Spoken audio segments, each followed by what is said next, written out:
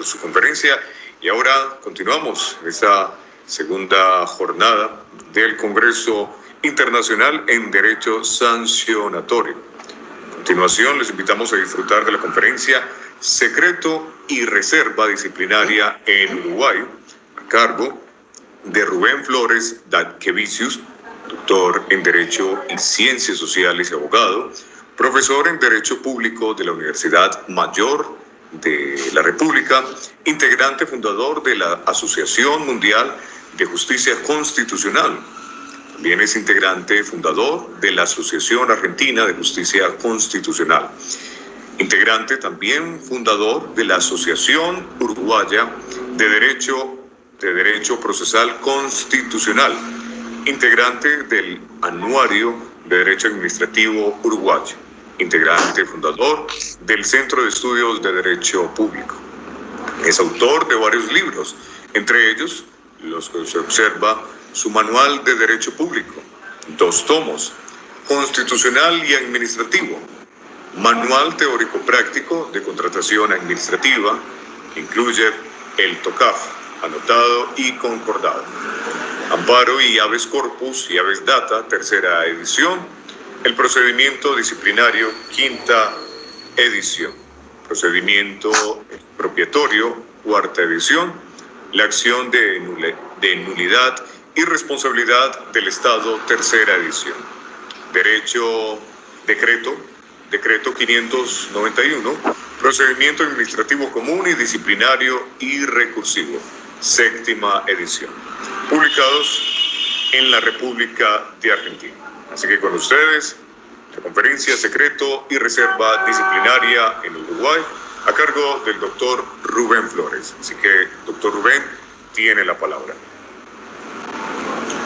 Buenas tardes, queridos colegas y amigos.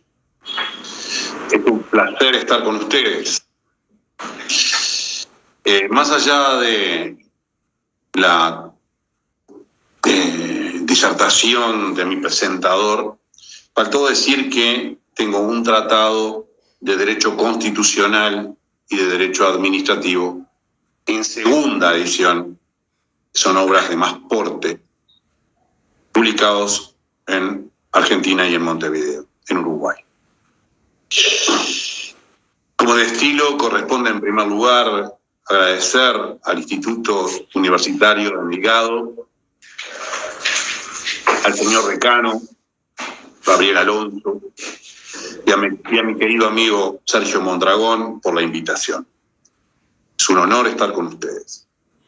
Y también agradecer muy especialmente a aquellas personas que nos dedican su tiempo a los efectos de escucharnos y de saber la realidad del derecho disciplinario en Uruguay.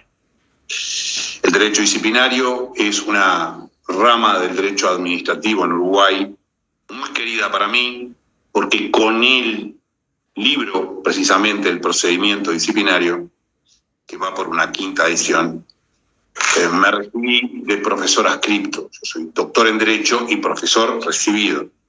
Y yo lo hice con mi tesis sobre el procedimiento disciplinario. Creo que la apertura a las preguntas fue un hecho fundamental y demostró una serie de inquietudes que tienen nuestros participantes y que yo voy a salirme del libreto que tenía preparado para decir la posición de mi país, de mi derecho en ese sentido. Me parecen muy importantes las preguntas realizadas por nuestros queridos participantes. En primer lugar, es muy claro que debe distinguirse las funciones jurídicas, empezando por la última pregunta que contestó mi querido colega Alberto.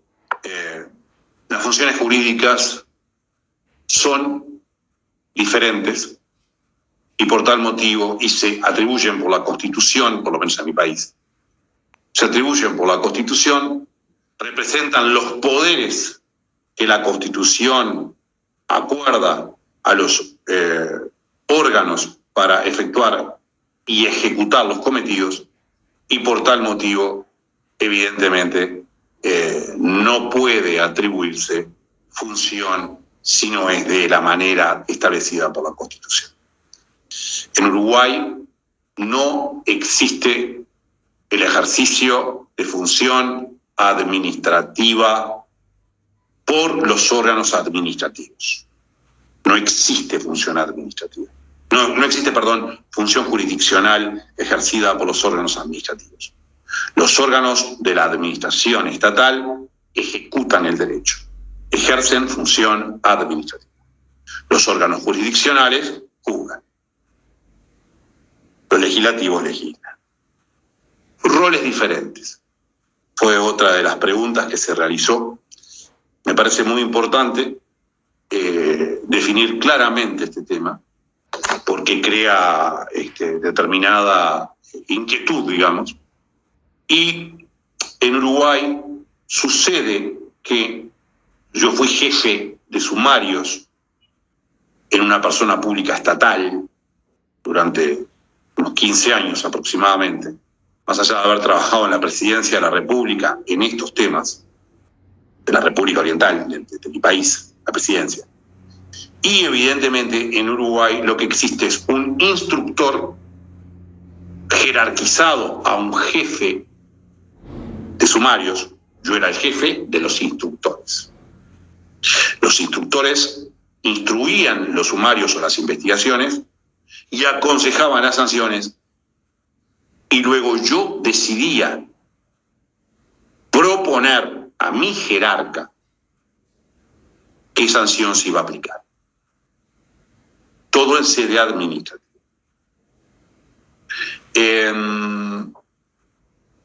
Evidentemente, en el caso nuestro, la defensa de la autonomía técnica de los funcionarios es absoluta. En Uruguay es absoluta. Puede haber alguna persona que sea medianamente influenciable por el jerarca. A mí, por ejemplo, en algunas oportunidades me llamaba el jerarca, el directorio, me llamaban para ver en qué estado estaban los expedientes. Pero jamás se les ocurrió hacerme alguna sugerencia si habían interrogado a fulano o a mengano, o decir hay que destituir a fulano. Jamás. Simplemente se me preguntaba en qué estado estaba. Yo con eso ya de alguna manera influenciaban nuestra conducta, en tanto yo veía que ellos tenían interés, y cuando volví a mi oficina le llamaba al sumariante y le decía, me preguntaron por tal expediente, vamos a diligenciarlo más rápido. Pero jamás me hicieron ninguna indicación. No lo hubiese permitido tampoco. La autonomía técnica para nosotros es fundamental. Y asimismo, las sanciones administrativas son controladas por el Poder Judicial. Es decir, si nosotros destituíamos a un funcionario o le aplicábamos 10 días de sanción, él podía recurrir el acto administrativo y presentarse ante los órganos jurisdiccionales competentes. En el caso uruguayo, especialmente es competente el Tribunal de lo Contencioso Administrativo.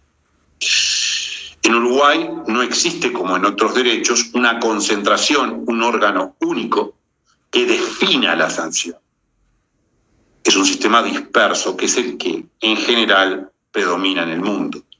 Alemania tiene o tuvo, en estos momentos de rápido cambio del derecho y de la tecnología, etcétera, puede haber cambiado la situación, pero tenían un órgano que decidía las sanciones, un órgano único, independiente totalmente. Pero ahí estábamos en otra zona, es decir, nosotros decidimos en sede administrativa, controlable en sede jurisdiccional. La primera pregunta, o la segunda pregunta, fue respecto al non bis in idem. Ya lo había planteado mi ilustre predecesor, en el sentido de que evidentemente cada una de las ramas de derecho cumplen diferentes fines o accionan respecto a diferentes fines. Él había mencionado el tema político, había algunas cuestiones de separación de la responsabilidad política y de la responsabilidad disciplinaria. Bueno, en Uruguay la responsabilidad política es la responsabilidad política. Es decir, si un funcionario de alta jerarquía, un ministro, un personal de confianza, pierde la confianza política, es removido. Punto. Sin procedimiento disciplinario, evidentemente. Si el presidente de la República pierde la confianza porque el ministro de Seguridad Pública no actuó correctamente según su parecer, le pide la renuncia y se terminó el asunto. Responsabilidad política. Responsabilidad penal y la prisión. Esa es la sanción. En definitiva, persigue determinado fin. La responsabilidad administrativa persigue el fin del correcto funcionamiento de la administración estatal. Y es completamente autónoma o independiente, dicen algunos, del derecho penal.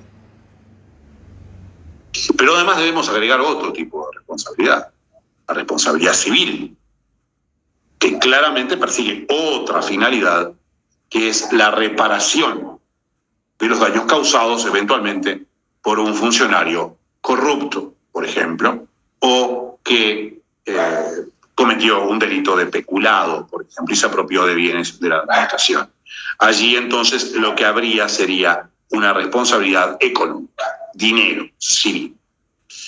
Habiendo hecho habiendo contestado desde mi punto de vista en mi país estas preguntas que habían causado determinada inquietud en los participantes y que son muy importantes, quiero decirles que yo voy a tener que retirarme después de esta conferencia. Lo conversamos con el doctor Mondragón oportunamente porque tengo otra inquietud, tengo otra reunión. Y por tal motivo, las preguntas que puedan realizar o que deseen realizar, les sugiero que la hagan en el chat o que la hagan a rflores@montevideo.com.uy. Se puede, tal vez, por el administrador, por el moderador, anotar en el chat este correo electrónico. rflores@montevideo.com.uy.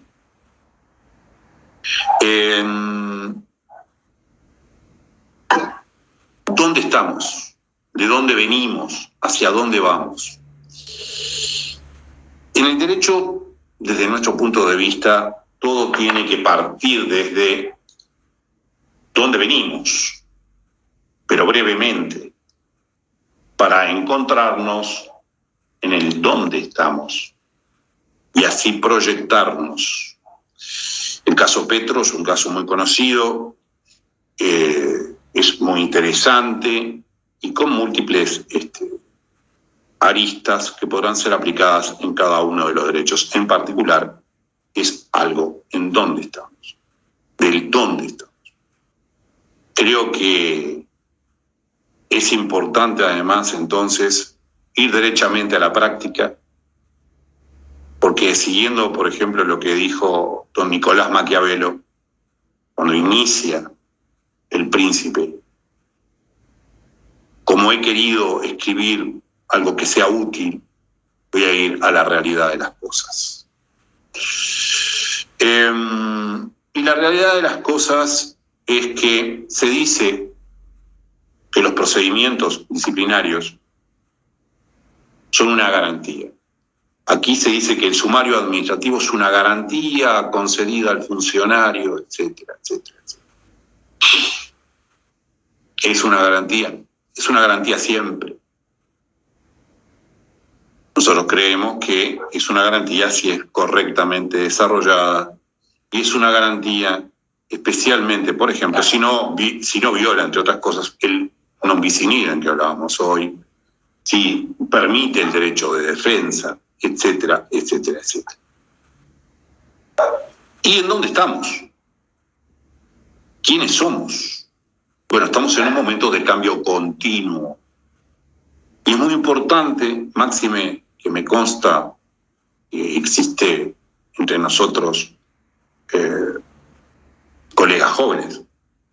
Estamos en un momento del Big Data, de la gran producción de datos, de la blockchain, de la jurisdicción descentralizada en la blockchain, con cleros, o sea, una justicia o un poder judicial que no integra el poder judicial, un sistema de arbitraje. Y esto va a incidir tarde o temprano en el derecho administrativo. Internet of Things, inteligencia artificial, jueces robots, etcétera, etcétera, etcétera. Creo que estamos en ese punto, en este momento, que va a hacer cambiar, o puede hacer cambiar, los viejos conceptos del derecho disciplinario. Los grandes conceptos del derecho disciplinario podrán ser, de alguna manera, modificados en algunos aspectos. Tengámoslo en cuenta, es algo para pensar. Les vuelvo a repetir, el sistema de justicia descentralizada, no perteneciente al Estado, se dice sistema de justicia alternativa, pero no estoy hablando de un arbitraje, estoy hablando de una decisión en la blockchain. El derecho disciplinario, creo que nosotros íbamos a hablar del secreto, voy a hablar muy brevemente del secreto. El derecho disciplinario es el conjunto de normas que regula el procedimiento disciplinario y el poder disciplinario. El poder disciplinario es la potestad de aplicar una sanción. El procedimiento disciplinario es el procedimiento. Una serie de secuencia, una serie de actos uno tras de otro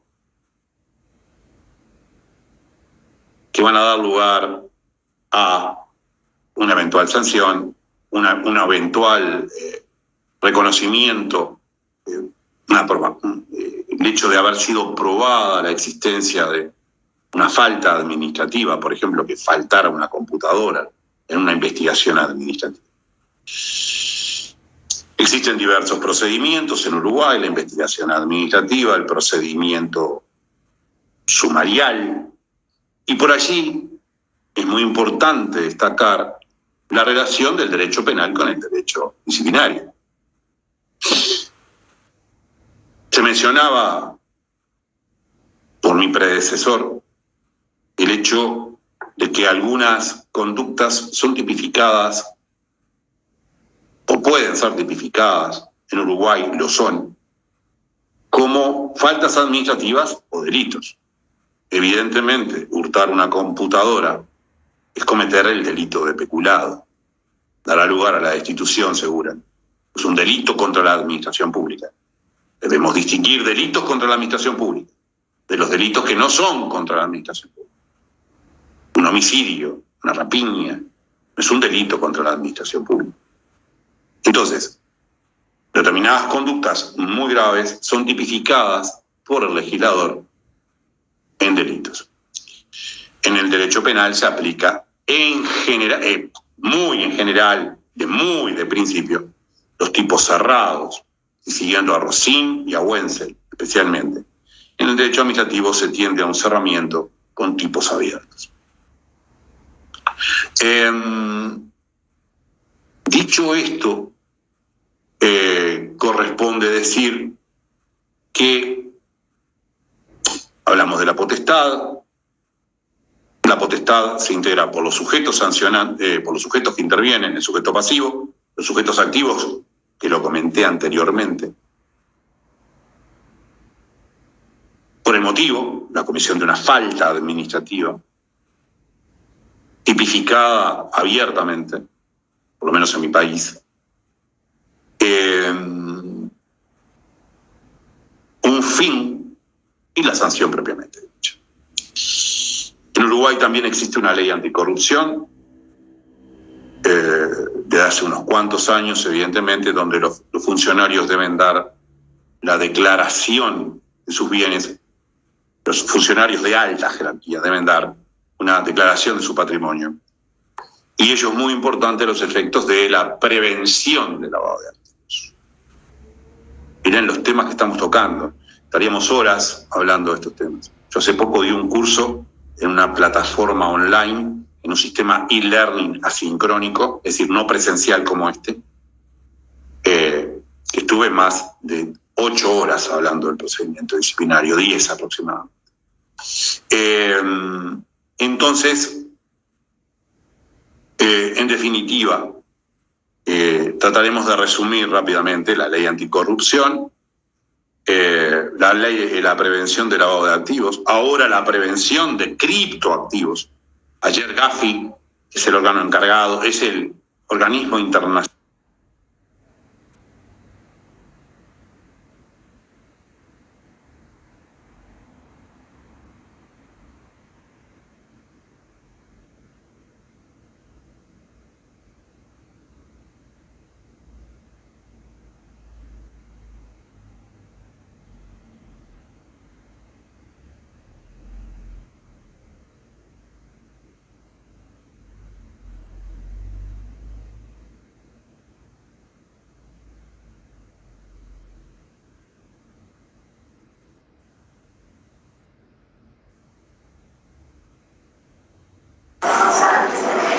Bueno, al parecer se cortó la conexión con el doctor Rubén. Vamos a esperar un breve momento más si se logra conectar nuevamente.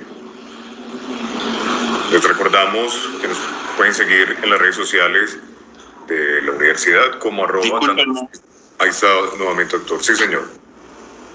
Discúlpeme, se me cortó, mi querido. ¿Me está viendo? ¿Me está escuchando? Lo estamos escuchando, de pronto no lo observamos en este momento. Ahora sí, la imagen.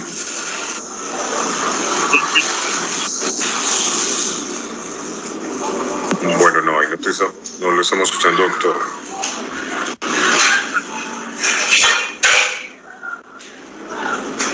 ¿Pero estoy prendido? ¿Me habilitó el micrófono? Ahora sí, doctor, sí. Ahora sí. Sí. Bien, discúlpenme. Discúlpenme. Es de la tecnología. Tranquilo. Bien. Continuamos. Ley anticorrupción, les decía, existe una ley anticorrupción en Uruguay, creo que ello se llegó a escuchar. Prevención de lavado de activos, prevención de criptoactivos. Me parece importante detenerme en el tema concreto que nos convoca en el día de hoy, y es el secreto en el sumario. Por lo menos en Uruguay es un tema anchamente discutido. El secreto, la reserva, la discreción. Y ello se regula, en Uruguay se regula el tema en decretos. Uruguay no tiene una ley de procedimiento administrativo. Tiene decretos que se aplican a cada entidad. El decreto madre es el que yo comenté, que va en una 7ª edición, que es el decreto 500. Se aplica a la administración central, es decir, a la parte más importante del Estado. Allí se establece el secreto en el 174. Hoy no se aplica para la administración central, se aplica el 222-14. Pero vayamos al centro. La cosa es que se viene discutiendo, no sé lo que sucede en otros países, pero me imagino que debe ser más o menos en forma similar. Por un lado, el derecho del sumariado, es decir, evidentemente cuando estamos en una investigación administrativa, el procedimiento es secreto. Es claro. No hay un imputado prima facie, no hay ningún tipo de problema en ese sentido.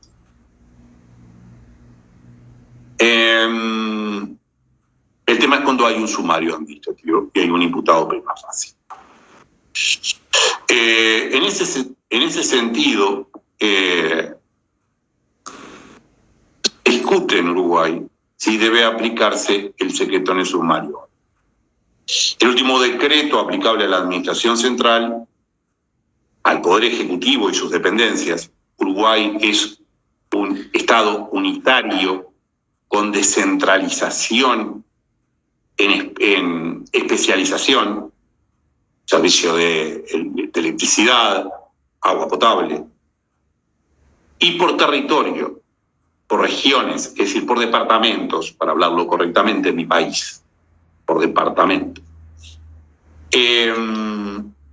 Pero vamos a centrarnos entonces en el más importante, máxime por un tema de tiempo, mirando la computadora, el reloj. Vamos a centrarnos allí. Este decreto 222, que reglamenta la ley 19.171, Los 80 más estableció que el sumario no es secreto para el sumariado. 190. Me parece correcto. Es un tema que nosotros venimos desarrollando desde hace tiempo, solicitando desde hace tiempo, estableciendo la necesidad de que el sumariado no tenga la obligación de declarar ni a su favor ni a su contra. Acá en Uruguay han existido decretos que de alguna manera, o normas que de alguna manera intentaban obligar al sumariado a declarar en su contra o a su favor. La jurisprudencia administrativa, la jurisprudencia de los jueces, específicamente, ha determinado que el sumariado inclusive puede mentir y no constituye bajo ningún concepto falso testimonio en Uruguay. Y nosotros decimos que no debe declarar obligatorio. Y el centro de la cuestión está dada por el hecho de la discusión de si debe noticiarse al sumariado respecto a cada una de las diligencias que realiza el sumariante. El procedimiento es perfectamente público para el sumariado y su defensa. Está perfecto. Creemos que es muy correcto. Ahora, nuestra jurisprudencia, yo quería hablar específicamente de un tema concreto, por eso fui a lo concreto. Como hoy hablábamos en las preguntas, del non bis in idem, de los roles, etcétera, y no hacer una presentación. Traté de no hacer una presentación. Mi idea es no hacer una presentación general. Entonces, la pregunta es, ¿debemos dar noticia de cada una de las actuaciones que realiza el sumariado? El sumariante. El sumariante debe dar noticia a la defensa de cada una de las diligencias que realiza. Es bastante imposible. La agregación de documentos, las citaciones a determinadas personas, etc. Creemos que el sumario es público para las personas, para los sumariados, en el supuesto que la defensa lo pida, y razonablemente. Si la defensa pide el acceso al expediente, me parece perfecto. Y por supuesto, siempre lo fue, el sumariado tiene el derecho a concurrir a las audiencias donde declara con su abogado y, por supuesto, cuando proponen prueba de descargo, porque hay cargos, se llama prueba de descargo porque ya lo cargaron, lo imputaron. Cuando promueve pruebas de descargo, evidentemente debe ser noticiado para poder interrogar a sus propios testigos. Estos temas están en continua evolución y son en mi país muy importantes, como el non bis in idem que preguntaba nuestro querido colega recientemente. El non bis in idem, además, ustedes saben que existe una tesis sustancial y una tesis adjetiva. Pero estoy hablando del non bis in idem administrativo, no el hecho de que una conducta sea sancionada por distintos órdenes. Son cosas distintas. Una cosa es que vayamos por el dinero, otra cosa es que lo sancionemos administrativamente. Estoy hablando específicamente sobre el non bis in idem administrativo. ¿Puedo aplicar 2 sanciones por un mismo hecho en sede administrativa? Me parece muy bien. Estoy viendo a Gabriela. Me hace que no con la cabeza. Yo estoy con Gabriela. Yo pienso que no. Sin embargo, en mi país, creo que es del derecho natural que una conducta merezca una sanción sola. Sin embargo, en mi país existe una tesis adjetiva del non bis in idem, que dice que un hecho solamente puede ser juzgado una vez. Por eso es adjetiva, es procedimental, es adjetiva, no es sustancial. Dice, un hecho solamente puede ser juzgado una vez, pero puede dar lugar a más de una sanción. Permite sanciones acumulativas. Esa tesis es minoritaria. Y se funda en el hecho de que cuando usted sanciona, por ejemplo, por 180 días, por decir algo, que es el máximo en Uruguay, antes de la destitución, dicen, bueno, a la vez no cobra salarios, a la vez se le descuentan los días de licencia, a la vez se lo califica menor. Desde mi punto de vista muy claro, estos no son sanciones. Que a una persona que se lo sancionó por 3 meses, se le quiten los días de licencia correspondientes a esos 3 meses, se le baje la calificación en el ascenso, es una consecuencia. Es una consecuencia de la sanción, de una sola sanción, de la sanción de los 3 meses o de los 6 meses. Son temas fermentales que estamos discutiendo en estos momentos fuertemente aquí en Uruguay. El secreto, el non bis in idem, el debido procedimiento, seguimos discutiéndolo, e inclusive el cerramiento en la tipificación. Estamos en eso. Si hay alguna pregunta y todavía tenemos tiempo, digo al moderador que estoy abierto a la misma, sin perjuicio de lo expresado, que puedo contestar por el mail rflores@. Julián. Sí, doctor. Tenemos aquí una pregunta de Gabriela González. Dice, si en la investigación administrativa se determina el damnificado, la responsabilidad y el responsable de la propia declaración del responsable, asumiendo su responsabilidad, necesariamente tiene que haber sumario, o tendríamos ya un sumario encubierto y ya se tendría que disponer la sanción. Muy bien, muy bien, excelente pregunta. Realmente excelente pregunta, y esto no es pasar la mano por el hombro, como decimos en Uruguay. No sé si en Colombia lo dicen igual. Eso es, forma más popular, popular pero no populachera, es dar justamente pasar la mano por el hombro, decir todo bien, y no es tan así. Es una excelente pregunta. Investigación administrativa. En la investigación administrativa tiene 2 objetos. Una, comprobar la falta. 2, identificar al responsable. Clarito. Y se puede identificar de 2 formas al responsable. Se puede identificar con semiplena prueba o con plena prueba. Si uno identifica al que hurtó la computadora con semiplena prueba, tiene que disponer un sumario. Si lo identifica con plena prueba, corre vista para el derecho de defensa, corre vista, da vista del expediente, le dice, tomá, estos son los cargos, descarga, y basta sancionarlo derechamente. Eso es muy claro. Las declaraciones, y esto es muy importante lo que nos decía la colega, porque las investigaciones encubiertas, fina en la expresión, investigaciones encubiertas. ¿Qué tema las investigaciones encubiertas? En Uruguay, muchas veces se realizan investigaciones administrativas que dicen, por ejemplo, visto que falta la computadora, etcétera, considerando, veamos una investigación administrativa, considerando que el funcionario tal, resultando que el funcionario tal, no sé qué, no sé cuánto, en la motivación.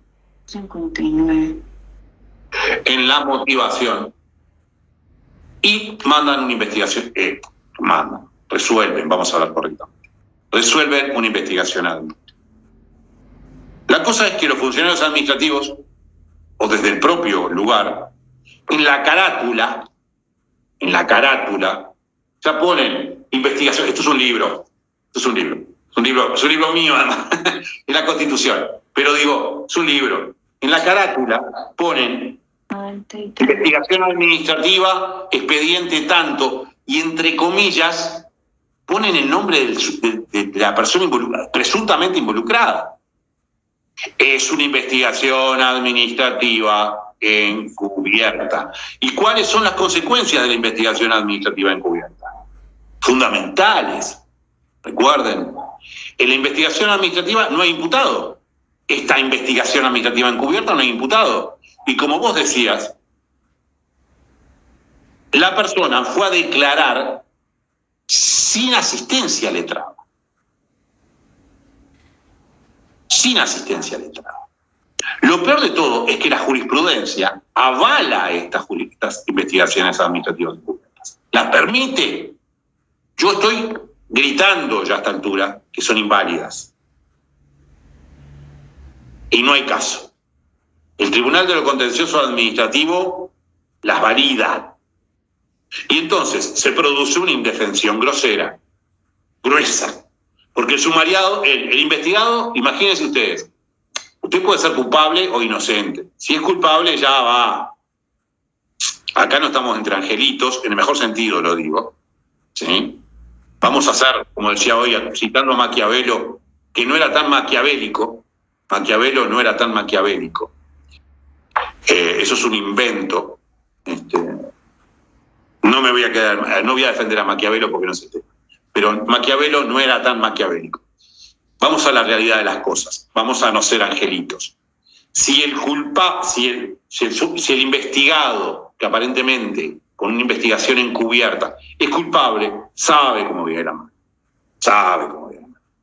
Ahora, e inclusive se habla del secreto, pero todos sabemos quién va a declarar. Fuiste a declarar, discúlpeme que sea coloquial, fuiste a declarar, ¿qué te preguntaron? Es un hecho. Es un hecho. Yo fui jefe de sumario durante mucho tiempo. Cuando usted recibe el expediente, tiene que pensar en una estrategia. ¿A quién pregunta primero? ¿Pregunta al otro? ¿Pregunta a aquel? ¿Qué documento agrega? Hay una estrategia del sumariante. Debería. Bien, vamos al grano. La cosa es que no estamos entre angelitos. Si el investigado es culpable, tiene una idea muy grande.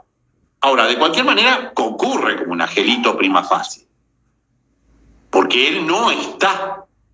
Él está en una investigación, va sin defensa. Y esas, para responderte directamente la pregunta, esas declaraciones son tomadas tal cuales están, no son inválidas en el sumario. Se lo llamará de vuelta a declarar, pero son completamente válidas. Y está en una situación de indefensión. No te escucho, Gabriela. Están en una situación de indefensión. Pero de todas formas, en el caso de que él admita su responsabilidad y estemos hablando de una falta únicamente, ¿ya no puede la administración directamente tomar la determinación de la sanción en lugar de abrir el sumario y hacer y de vuelta seguir gastando recursos hablando? Claramente. Mira, doctor Rubén. Le contesto dos palabras. Le contesto, bueno, quiero, por favor. No, si lo pregunto por correo, doctor, no se preocupe. No, pero es muy simple. Si confesó, hay plena prueba, yo lo dije hoy. Por eso. Entonces no hay sumario. Se da vista y se sanciona. Perfecto. No, sabemos que estos temas son bien interesantes y se genera la interacción.